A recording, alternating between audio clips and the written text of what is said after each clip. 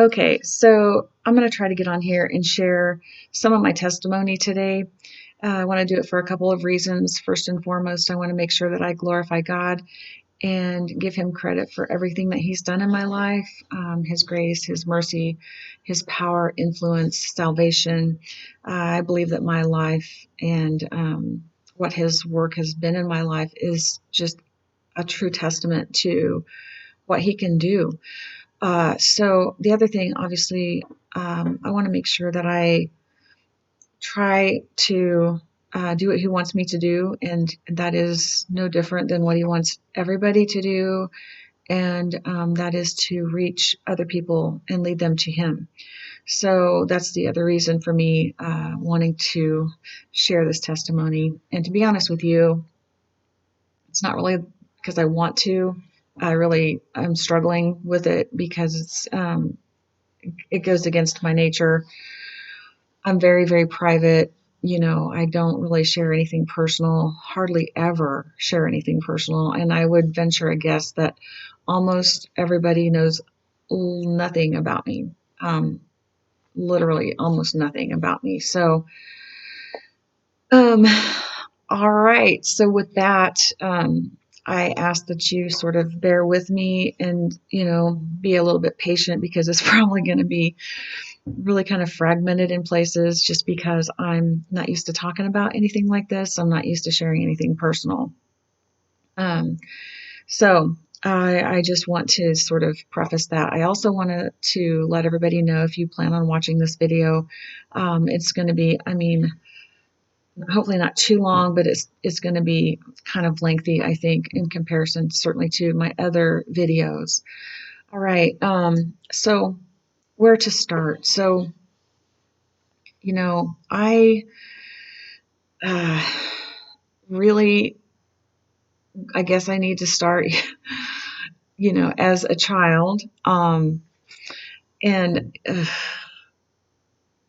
I'll do this.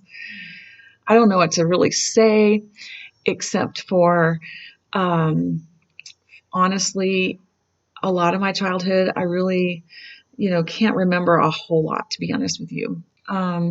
So I do know that, for the most part, I really kind of walked around in a state of trauma um, almost all the time, at least a lot for sure. And what I mean by that is that I was felt completely disconnected from my body, I guess. I don't know how else to really explain that. I'm not really sure I can explain it. But I was, felt like I was having an out of body experience almost all the time. And it was not a pleasant feeling. I literally could not stand the feeling. I didn't know how to get out of that. I didn't know how to get rid of it. I knew even in my limited, childish, immature,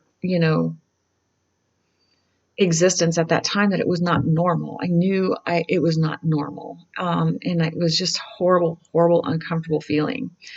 And I just lived that way a lot. And I remember living that way a lot. And it was so uncomfortable that I would even ask people if they ever felt like they weren't there. Because that's exactly how I felt, like I really wasn't there. And it was beyond anything I can really explain. And, it was just awful. It was terrible.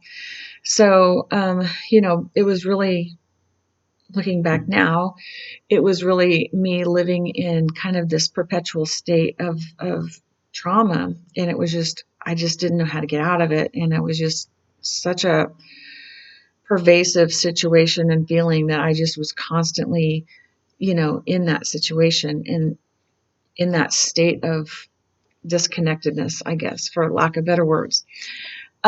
So anyway, I struggled a lot. And, I had moments where, I would feel so hungry and like starving. And I don't know really why I was feeling this way, but, I would often do what I could to find food. And if I couldn't, then if I saw like a salt shaker somewhere, I would just like take a handful of salt and just eat the salt. And it would make me sick. It would make me sick. I don't know. I don't know why I did that, but it was like I was desperate for that, for something. And there was other times where um, frequently what I would do is like if I'd go to school and have lunch or whatever, I would save part of my lunch in my mouth, in my cheeks, and store them in my cheeks. And so I would have these perfectly round balls of food in both of my cheeks at night so that I would have something to eat when I was in my bedroom at night, going to sleep or whatever. And so I was constantly hoarding food in my mouth. And, that was, I don't really know why I was doing that either. And all kinds of things, really strange things.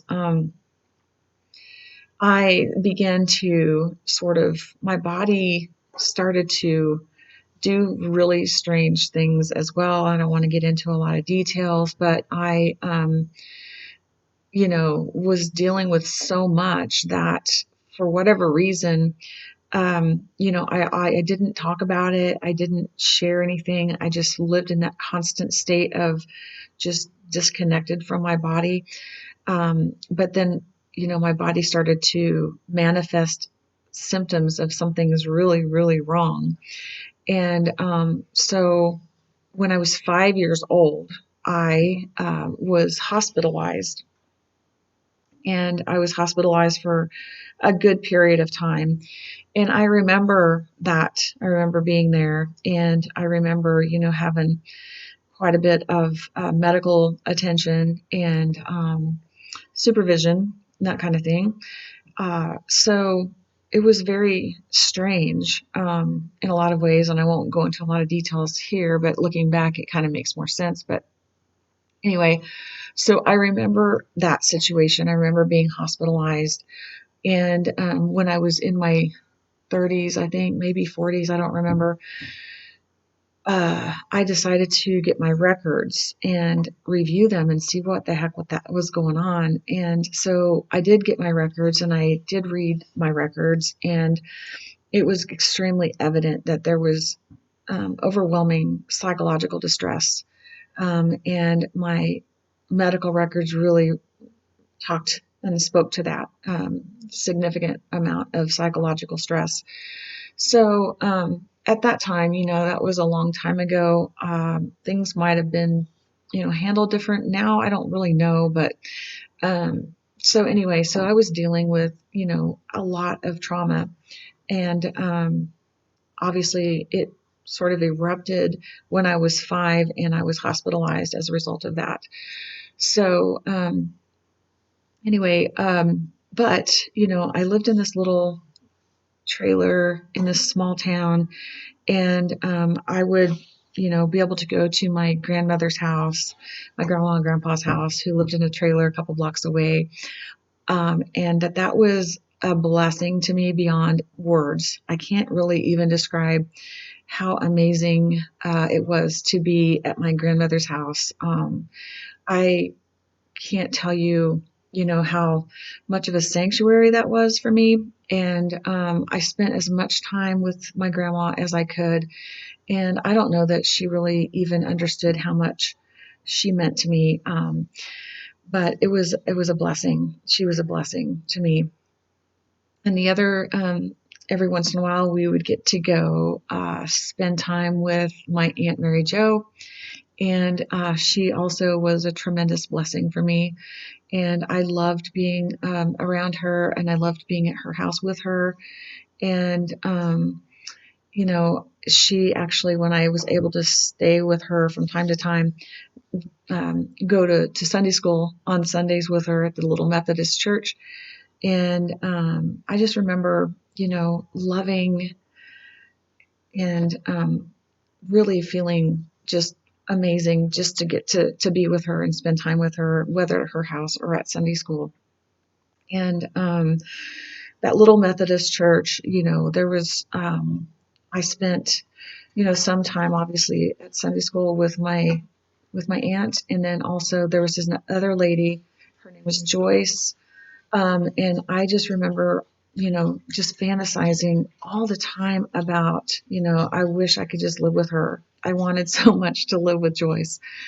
And she had a profound effect on me too, and she was a blessing in my life. And she has passed on, but I'll just never forget just having that whole fantasy of just really wanting to live with Joyce and wishing she was somehow um, my mom, I guess. She was very special to me, and we really um, spent a lot of time in the basement of the Methodist church. They had the hard wooden pews in the basement for, where we had Sunday school. And there were many, many nights that we would end up spending the whole night there, like leaving in the middle of the night to go and spend, you know, a whole night sleeping on those benches and on the pews for various different reasons. And so we did that. So that church was really, really important to me in a lot of ways. And you know, it was a blessing. So anyway, I, continued through my childhood and continued, feeling, that disconnected state that I was always in. And or not, I wasn't always in it, but most of the time I really was. And like I said, it was an awful feeling, and I was always trying to figure out a way to get out of it. And so um, one of the things that I dealt with was my dad, and he, in so many ways, I will say that he was a very generous person. He had a very giving heart, nature. I saw him give and do things for people, and it really came from a genuine, authentic place in his heart. And I was able to see that as a child. And my dad also had, his own demons as well, like everybody else. And he was open about a lot of it, and he shared, with people that he really struggled with addiction and alcoholism. And I know that he really battled that, and he went to rehab several times to try to get help. And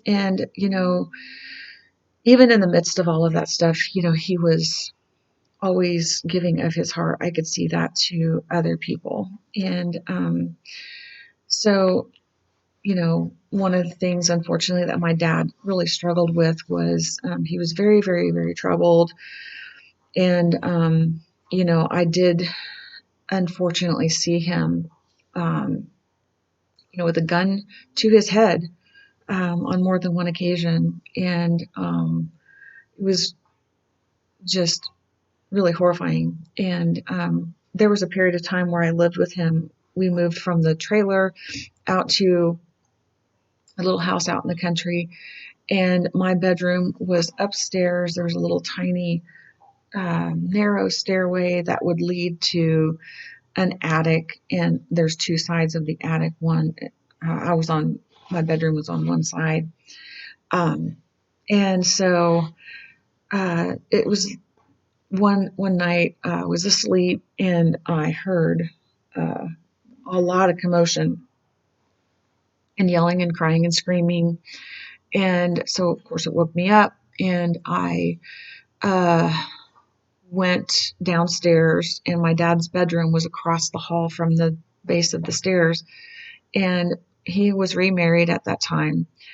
And so I went downstairs, and I was terrified, and I was really horrified because it was just very bad situation that I could hear. So I get to his door, and I am standing in his doorway, and I see him, and he is frantically pacing around his bedroom with a gun to his head, and telling, screaming and crying that he doesn't deserve to live, that he's going to kill himself, and that he can't continue, and on and on and on. And I just froze in the doorway. I froze in the doorway, and I felt this like whole paralytic substance of some sort just take over my body, and I literally couldn't speak, I couldn't move, I couldn't do anything. I literally could not. And my stepmom was in there, and my twin brother was in the bedroom, and they were frantically trying to beg him not to do anything, and they were trying to convince him that he should not do this, and that he needed to live, and everything that they could do to compel him to not do what he was planning to do. And I was horrified and absolutely, completely beyond traumatized. And I couldn't, like I said, I couldn't move, I couldn't budge. But what I had to do in my mind was I had to envision um, his brains, his flesh, blood. I had to picture, I have forced myself to picture all of that spattered all over his wall, because I knew that it was going to happen, and I had to prepare myself to see a horrific sight in my presence before it actually happened. So I had to make myself see it in my mind and go through it and live it in my mind before it actually happened, because I couldn't have handled it. I couldn't have handled it. Um, Fortunately, he did not do it. He didn't end up doing it. But my dad was just so troubled that he had those moments on more than one occasion that I was eyewitness. And so yeah, and he I think he was somewhat open with those things. He was open with his troubles and his struggles. And I will say this as well, that I believe that um, he was genuinely authentic in, with his heart, and his connection with people. I believe was very, very genuine and authentic, and he was always trying to come from a good place. And honestly, for the most all of his life that I knew him, he was an atheist, or agnostic, or whatever you want to call it. He was very opposed to God, and he was open about that too. But I also think that my dad was had almost a year uh, after he was diagnosed with terminal um, disease. He had almost a whole year to really come to terms with his mortality, and to come to terms with his where he's going to spend eternity. And so I feel confident that that time was given to him to listen to the voices that were trying to influence him to accept Jesus and believe in Jesus. And I really want to believe that he did before he passed.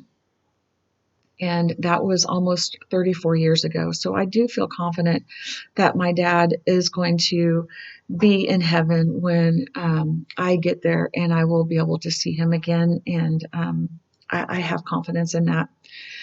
Um, my twin brother, um, you know, he had a very similar situation. I feel like his heart was very similar to my dad's, and that he was a naturally loving, um, kind of a happy, kind of go lucky sort of a guy. Very, very funny, um, very silly, and so many wonderful, wonderful qualities. And but he also was very troubled, and he also uh, suffered with intense addictions, and it just kind of unfortunately took over his life. And it created a lot of trouble in his life as well. But it doesn't take away of from who he was, who his nature, what his nature was. and the joy that he could bring other people in the midst of everything that he was dealing with. And I also believe that I will see my brother again in heaven.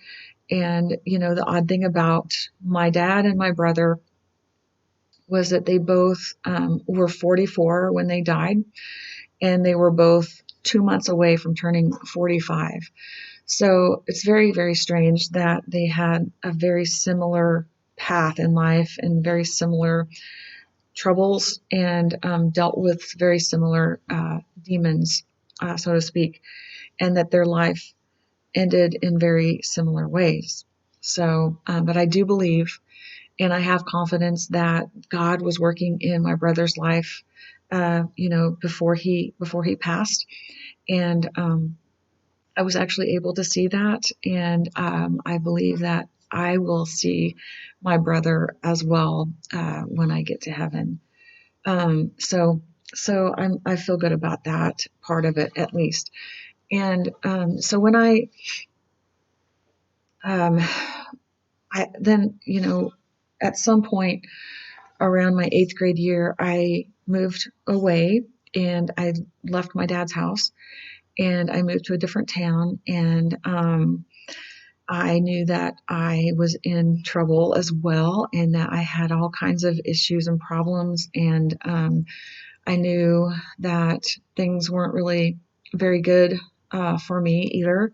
So I spent a lot of time praying every night for God to change me and to make me different. I wanted to be different. I wanted to be special. I wanted to be different from what was around me. And so then I really began the whole process of creating a new construct of myself. I literally constructed myself at that point in 8th grade, and I wanted to make myself perfect. And when I say that, I don't, it wasn't any sort of arrogance. It was, I felt like if I was perfect and I didn't do this, and this, and I didn't act like this, and this, that I would have somebody love me. And I think even without really even knowing it at the time, obviously I didn't know it, why I was doing that. I can look back and kind of understand it now, but I was trying to construct myself in a way that if I was perfect and I didn't misbehave or I didn't do anything wrong, that I would have love, and somebody would love me. Um, and so that's what I did. I just literally manufactured myself in 8th grade, and pretty much lived in that manufactured lifestyle for a long time after that, through high school, through college, in my 20s to a certain extent. And I'll talk about that a little bit more here in a little bit. But yes, that's exactly what I did. And that's exactly how I coped with what I had been dealing with. So now that I was in a different situation, I will say that my troubles did not go away, even though I manufactured this new construct. Actually, my life just really got darker, and really was, in a lot of ways, just maybe worse, because at this point I felt that I walked right into pure rejection and deep, intense hatred of me. And, I'm not going to really get into a lot of details, but I was truly, truly hated. And I was in a situation where I was, dealing with very twisted, disgusting situations. And I ended up just having to completely shut down. And because as these situations would happen, I started to learn how really awful they were. And then if I would engage in those situations, then it would make it even worse. And I then began to learn how absolutely deplorable these situations were. And so even at that young age, I realized I cannot participate in this. And so I ended up just absolutely shutting completely down. And I did not ever react to the stuff that I was exposed to, and the situations that thrust themselves upon me in a very despicable way. I just did not respond, and I shut down. And the more that I shut down and the more I did not respond, the more hatred, vitriol, and rejection I faced. And it was true hatred. It was absolute rejection in every way you can imagine. And I will tell you that that sounds probably exaggerated, but let me give you an example of how true that is. That even years later, it still existed. That level of hatred and rejection still existed. So much so that there was a time where I was very, very sick and ended up in the hospital and admitted for this sickness that I was dealing with. And I was in the hospital for a little while. And then when I got out of the hospital, maybe that next week, I went to get my mail, and then there was a card in the mail. And I opened the card, and it was a get well card, but it was typed out, and the sentences were cut out and then taped onto the card. And the sentences were, hey, I just want you to know I'm thinking of you and I love you and I hope you're okay. And it was really brief, but there was maybe 3 sentences, and they were typed out, cut out in those sentences, and taped into the card. And I had no idea who it was from. It was very odd. It was very odd. And so fast forward, maybe a year later, I happened to be talking to somebody, and just kind of out of the blue, this person said, "Hey, did you ever get my Get Well card?" And I said, "No, I don't know what you're talking about." And they said, "Well, I sent you a Get Well card when you were sick and in the hospital." I said, "Oh, okay.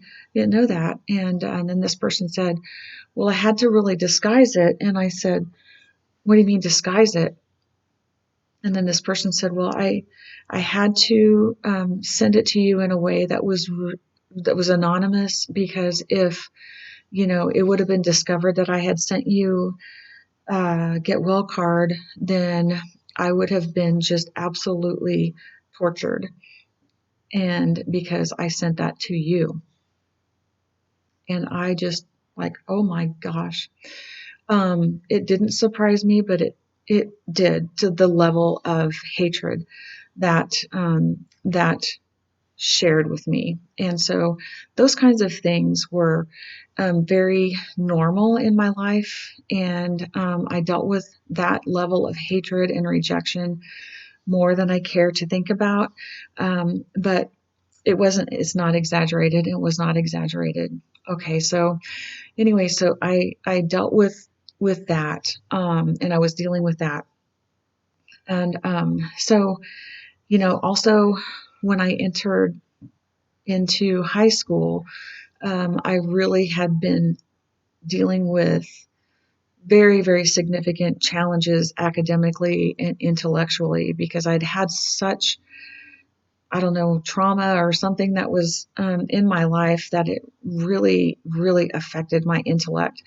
And, I struggled so hard academically. I really couldn't do well in school. I didn't do well in school, and I was kind of okay with it because I wasn't trying to be smart, but I just didn't do well, and I really struggled. And then probably my junior and senior year of high school, I kind of realized how to compensate, because my memory had been affected so profoundly that I really had a hard time maintaining any kind of recall.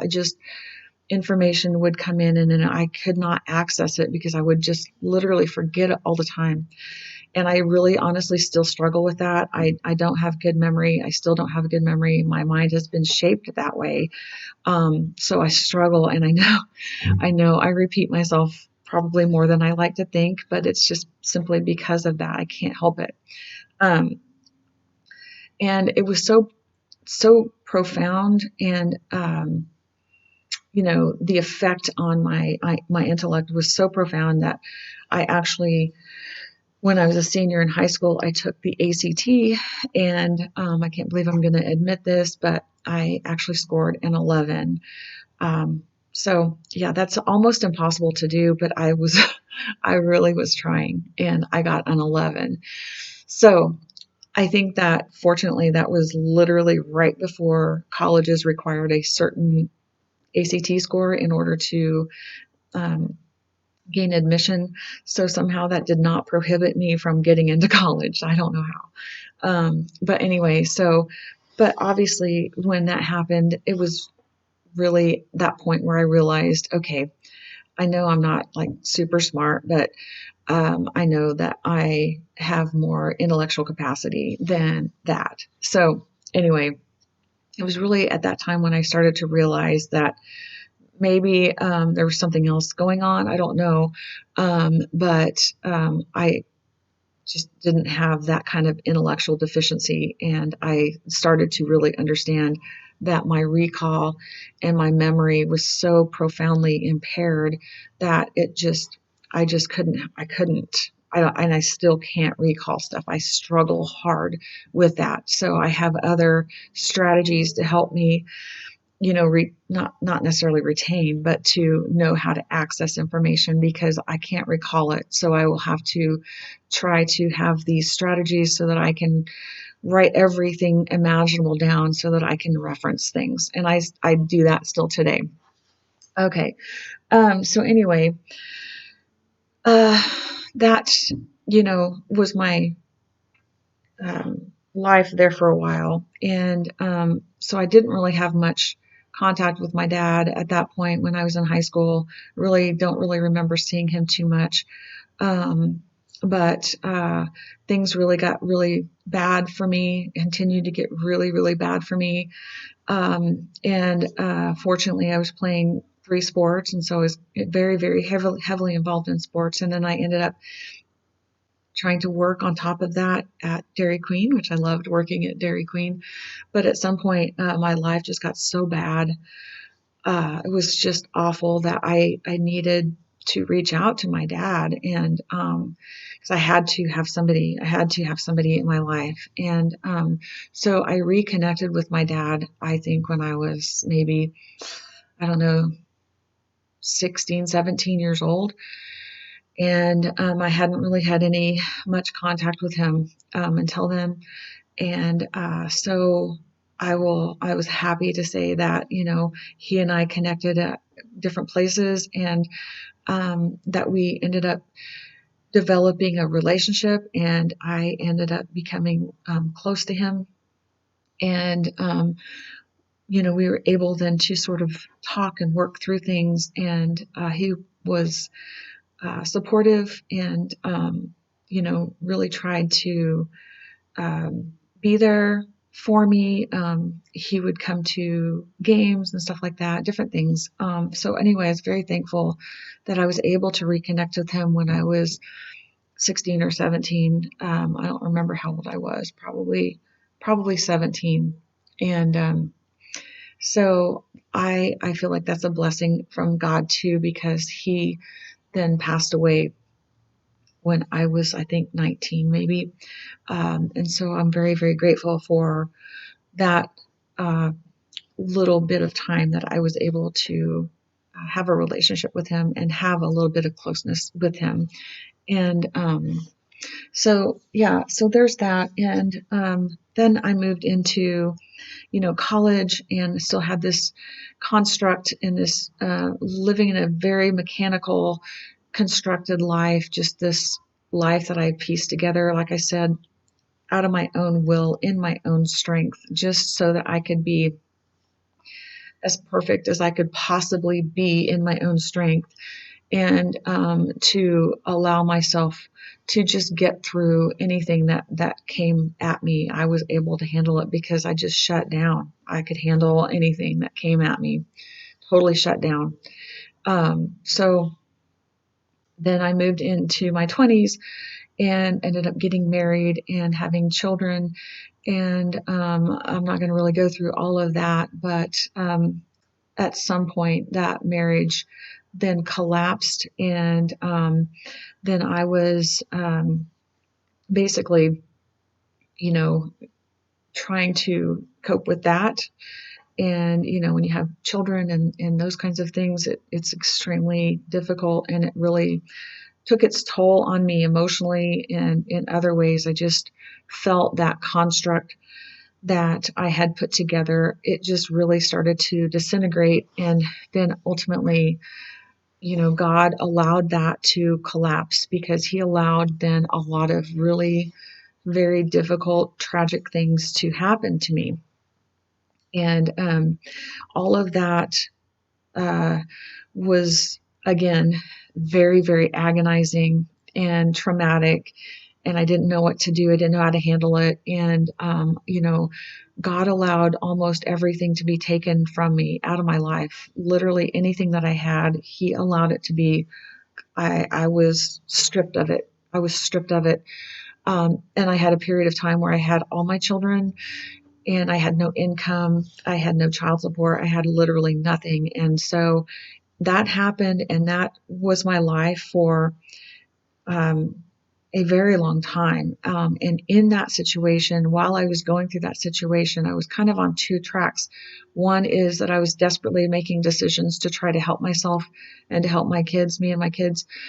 And I was making these very awful, destructive decisions in order to survive, really, it was. And while I was going through that, it was so devastating. Everything was so devastating to me that I was then forced basically to my knees. And when I was in that place, it was when I then started to then seek God, because somehow, some way, when all of these things started collapsing on me, I then assumed that God hated me and that He was trying to destroy me, because I felt like that's what I knew and that's what I believed. People that should have cared about me, they, not everybody, but a lot of people, um, just hated me. And so I felt like He hated me too. But as I continued to make all of these ridiculous, desperate decisions, which happened over a period of years, honestly, and in the presence of everybody in a small town, they got to see it all. They got to see all my imperfections.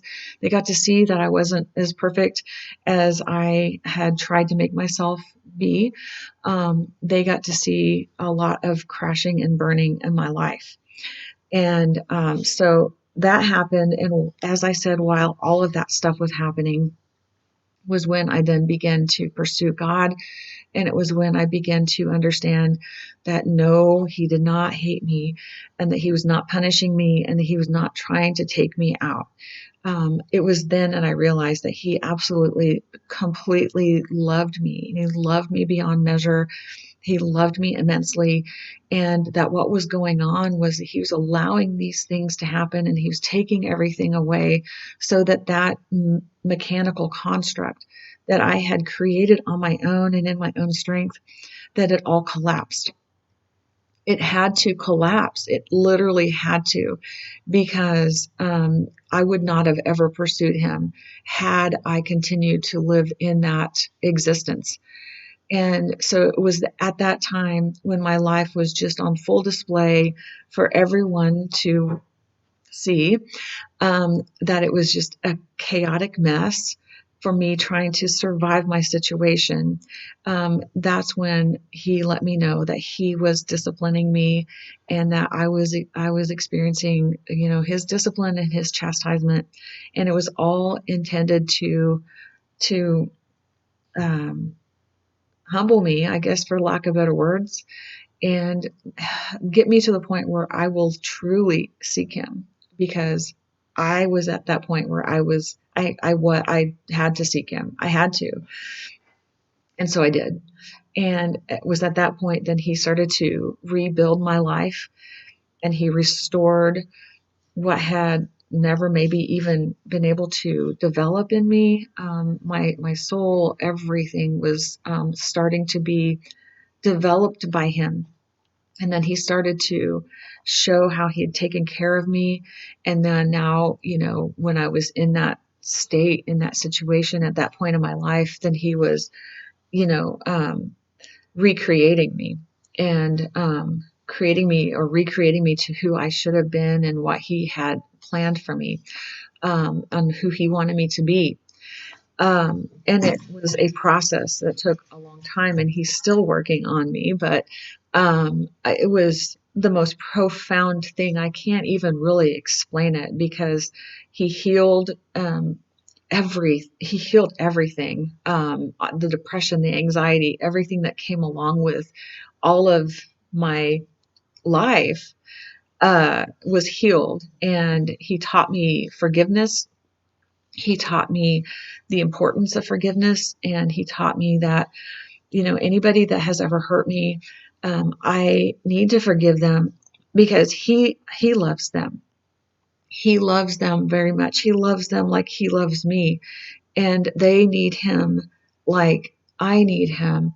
And so he was able to kind of reshape my vision a little bit, to see them a little bit more in through his eyes, despite how they might have hurt me, rejected me, abandoned me, and even hated me. And I'm not saying I'm perfect by any stretch at that, but he's taught me how to pray for them, and I pray for them a lot. And he's taught me how to let the unforgiveness go, let the pain, let the trauma go, give it to him. And those things have been things that he has taught me. Nobody else, he has taught me that.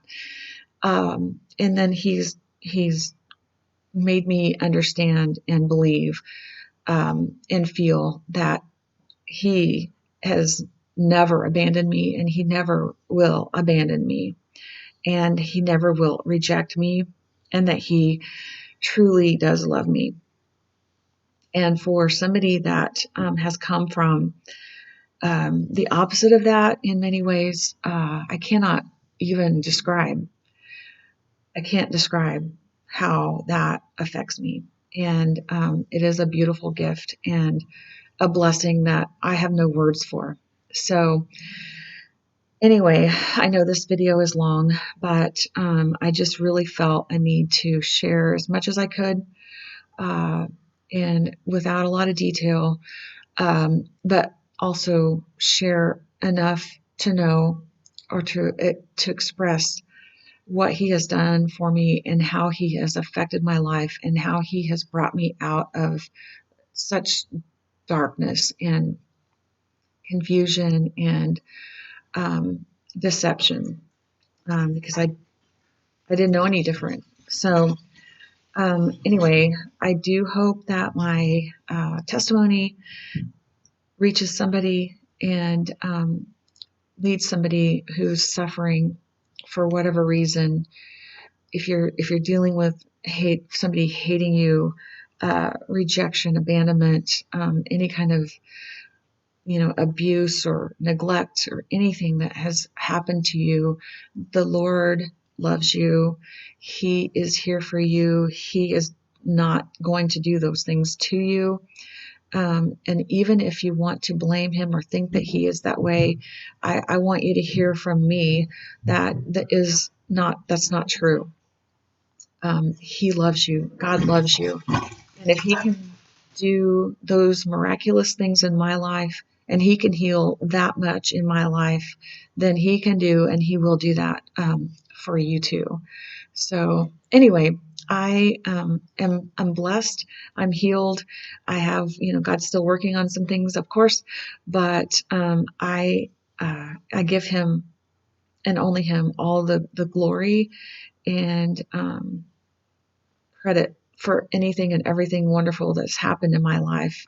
It is all because of him. And I just have to share that because it's there, it's available for anybody and everybody. You just need to reach out to him. So please believe that Jesus died for you. He died for your sins. He died for your imperfections. He died for my sins. And he was crucified. He was buried. He resurrected 3 days later in order to pay the penalty for your sins and my sins. And we need that. We have to have that in order to enter into the kingdom of heaven. And so I just encourage you to trust in that, to believe in that, and allow him then to work in your life, and he will guide you and he will lead you and he will work in your life in ways that you need. So anyway, I just want to say thank you for listening and God bless.